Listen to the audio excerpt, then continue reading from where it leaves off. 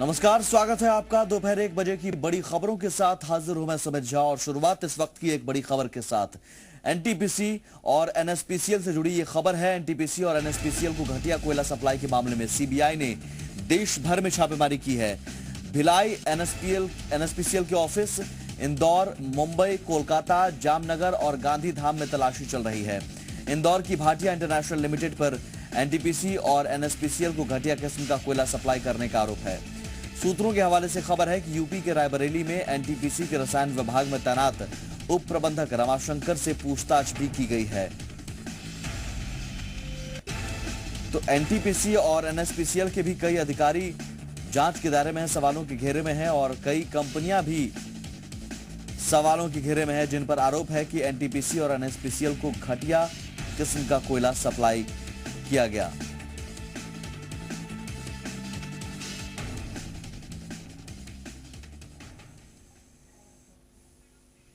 तो एनटीपीसी और एनएसपीसीएल को घटिया कोयला सप्लाई के मामले में सीबीआई ने देश भर में छापेमारी की है। इस जांच की आंच इंदौर की भाटिया इंटरनेशनल कंपनी तक भी पहुंच गई है। भाटिया इंटरनेशनल लिमिटेड ने एनटीपीसी और एनएसपीसीएल को घटिया किस्म का कोयला सप्लाई किया था। यह खुलासा उत्तर प्रदेश के रायबरेली में स्थित एनटीपीसी ऊंचाहार के रसायन विभाग में तैनात उप प्रबंधक उमाशंकर से सीबीआई के पूछताछ में हुआ है। दो तस्वीरें आपको हम दिखा रहे हैं। सीबीआई की देश भर में छापेमारी अलग अलग ठिकानों पर, इंदौर, गांधीधाम के अलावा कई और जगहों पर छापेमारी की गई। वहीं इंदौर में भी जांच की टीम पहुंची है भाटिया इंटरनेशनल लिमिटेड के दफ्तर पर। तो देश के अलग अलग राज्यों में घटिया किस्म के कोयले की सप्लाई करने के मामले में इंदौर की भाटिया इंटरनेशनल कंपनी का नाम एक बार फिर सामने आया है। इससे पहले भी एक बार भाटिया ग्रुप का नाम कोल सप्लाई करने के नाम पर घोटाले को लेकर सामने आ चुका है। हालांकि उस दौरान भी सीबीआई ने ही पूछताछ की थी, लेकिन अब फिर कंपनी का नाम उछलने पर सीबीआई ने अलग अलग राज्यों में छापेमारी की कार्रवाई शुरू की है।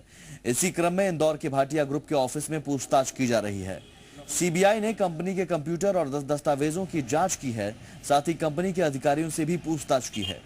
हालांकि बताया जा रहा है कि कंपनी के अधिकारी पूछताछ में सीबीआई का पूरा सहयोग दे रहे हैं। सीबीआई के मुताबिक भाटिया इंटरनेशनल ने जो कोयला सप्लाई किया वो घटिया क्वालिटी का था।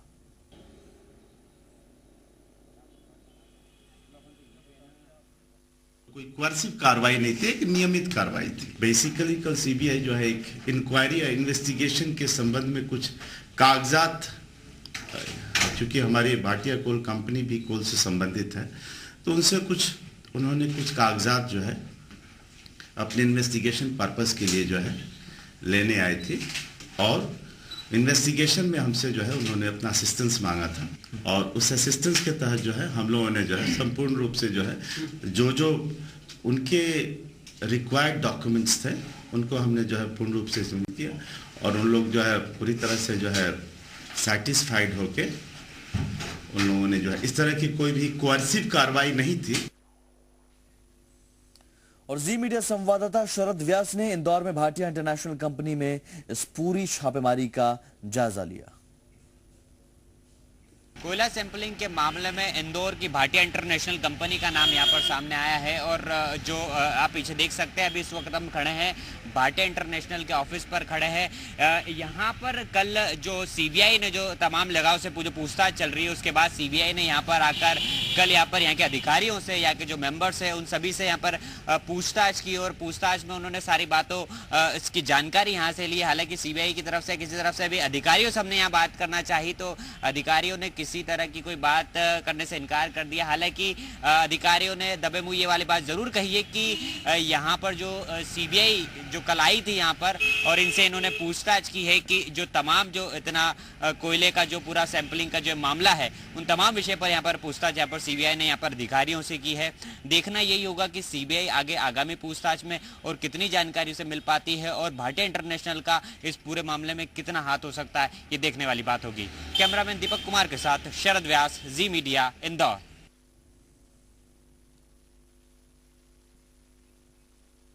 और इस वक्त इंदौर से मौजूद है हमारे साथ शरद व्यास, जी मीडिया संवाददाता। शरद, अब तक की जो छापेमारी की कार्रवाई की गई है, क्या कुछ सीबीआई को हासिल हुआ है? क्या सीबीआई ले गई है इस दफ्तर से? और सवालों के घेरे में जो भाटिया इंटरनेशनल लिमिटेड है, पहले भी रही है, इस बार एक बार फिर से सवालों के घेरे में आ चुकी है। इस बार कितनी मुश्किलें भाटिया इंटरनेशनल लिमिटेड कंपनी के लिए?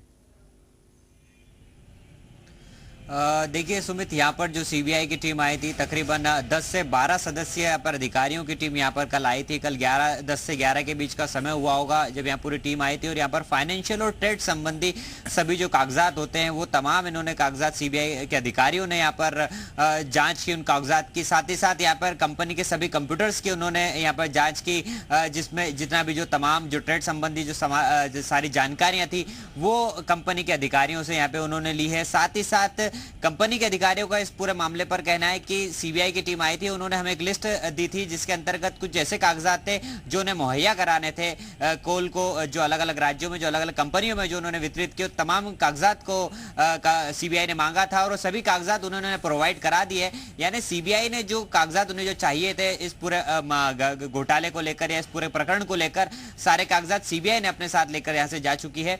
और जो अधिकारियों से हमने खास बातचीत की तो उसमें उन्होंने यही कहा है कि जो हमारा जो कोयला था वो घटिया क्वालिटी का नहीं था, क्योंकि जो इंडोनेशिया से जो कोयला आता है, क्योंकि वहाँ अलग अलग प्रकार की माइनिंग होती है तो पर्टिकुलर उसमें लिखा हुआ होता है कि हमें इस प्रकार का कोयला चाहिए होता है। तो सारी चीजें को लेकर उन्होंने अपने ऊपर जो भी इल्जाम लगे उनको खारिज करने की यहाँ पर बात कही कि हमने जो सहयोग हमें सीबीआई को करना था वो सभी हमने सीबीआई को सहयोग किया है और सीबीआई संतुष्ट भी नजर आई, ऐसा कंपनी के अधिकारियों का कहना है। लेकिन गौरतलब है कि 2011 में भी इस प्रकार का प्रकरण जो है इस कंपनी पर एक बार जो सामने आया था और उसमें भी इन्होंने एक बड़े घोटाले की बात सामने थी। तो उसके बाद ये दूसरा जो घोटाला हुआ है, जो दूसरी बात जो सामने आई है, जो कल जो छापेमारी कार्रवाई हुई है कि जो खराब कोयला इन्होंने जो अलग कंपनीज को दिया है, तो उसके बाद यहाँ पर कहीं ना कहीं ये फिर से एक संदेह के घेरे में आ जाती है और सीबीआई की नजरों में एक बार फिर से ये जो कंपनी है भाटिया इंटरनेशनल ग्रुप, ये एक बार फिर से उनकी नजरों में आ चुकी है। जी चलिए, बहुत शुक्रिया शरद इस तमाम जानकारी के लिए। अब देखना होगा कि सीबीआई की आगे की कार्रवाई क्या होती है।